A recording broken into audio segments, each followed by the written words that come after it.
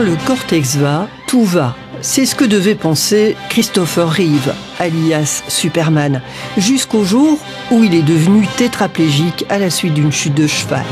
Son cortex, qui contrôlait ses mouvements et ses perceptions, s'est retrouvé complètement déconnecté du reste de son corps. Cette équipe de chercheurs belges étudie le cortex depuis plusieurs années. Aujourd'hui, ils parviennent à reprogrammer des cellules souches humaines pour en faire des neurones. Nous avons un cocktail de molécules que nous mettons dans ces milieux de culture où d'abord nous parlons de ces cellules souches et progressivement elles vont devenir des cellules neurales, c'est-à-dire du système nerveux. Ces neurones humains de laboratoire sont ensuite transplantés dans un cerveau de souris. Progressivement, ils s'y intègrent et s'interconnectent avec le reste du cerveau, mais leur particularité subsiste.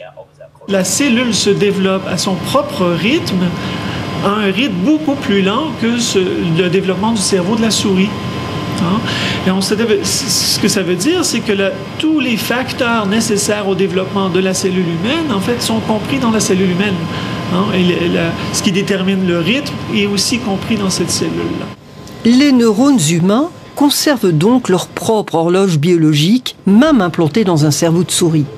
Dans cette expérience unique au monde, les chercheurs ont pu observer en direct pendant un an l'évolution de ces neurones humains, ici en fluo, dans un corps vivant et leur réaction à l'environnement. Nous avons montré que les neurones humains transplantés dans le cerveau de souris sont opérants et normalement intégrés. Ça signifie que nous pourrons par la suite utiliser des modèles de maladies génétiques ou neurodégénératives et nous pourrons voir ce qui se passe durant le développement de ces cellules malades.